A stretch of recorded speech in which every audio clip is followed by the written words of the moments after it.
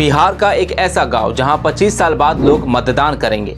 ये शायद सुनकर आपको अजीब लगे, लेकिन ये हकीकत है। ये मामला है गया जी के हेरहज, पथरा और केवलडीह जैसे उन गांवों का, जहां लोगों ने 2 दशक से ज्यादा वक्त तक सिर्फ वोट की बातें सुनी, खुद वोट नहीं डाला। वजह थी नक्सलियों का डर, जंगल पहाड़ का मुश्किल रास्ता और प्रशासन की मजबूरियां।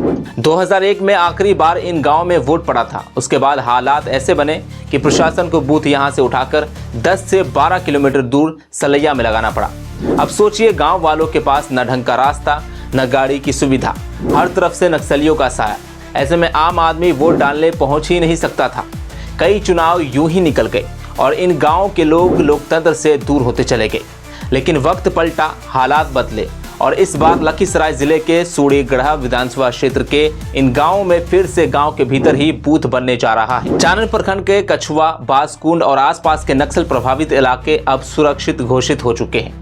इसलिए चुनाव आयोग ने उन 5 बूथों को वापस उनके असली गांव में बहाल कर दिया है, जिन्हें पहले खतरे की वजह से मैदान में शिफ्ट कर दिया गया था। कछुआ और बासकुंड गांव में इस बार पहली बार अर्धसैनिक बलों की निगरानी में ईवीएम की आवाज लोगों तक सुनाई देगी। बूथ भी वही, गांव भी वही, लेकिन माहौल पूरी तरह बदला हुआ रहेगा। कछुआ वाले बूथ पर 363 मतदाता हैं, पुरुष महिलाएं सब मिलाकर। बासकुंड कछुआ वाले बूथ पर 495 मतदाता वोट डालेंगे। पहले इन्हीं लोगों को वोट देने के लिए 6 से 10 किलोमीटर तक पहाड़ का रास्ता पार करके जाना पड़ता था। लेकिन इस बार माहौल अलग है। नक्सली खदेड़े जा चुके हैं, सुरक्षा तगड़ी है, अधिकारी गांव तक आ रहे हैं और बूथ गांव के भीतर ही टिक गया है। गांव के लोग खुश हैं और गर्व से कह रहे हैं, अब न डर है न ही दूरी, अब तो वो गांव में वोट देंगे। ये सिर्फ वोट डालने की खबर नहीं है, ये उन गांवों की लोकतंत्र में घर वापसी है जो 25 साल तक डर, दूरी और बंदूक की परछाई में जीते रहे।